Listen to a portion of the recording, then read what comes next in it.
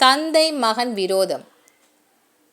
எந்த கிரகம் இந்த விரோதத்தை காட்டும் என்றால் சூரியனும் சனியும் தான் ஒருவருடைய ஜாதகத்தில் தந்தைக்கும் மகனுக்கும் உள்ள அன்பை வெளிக்காட்டுகின்ற கிரகங்கள்.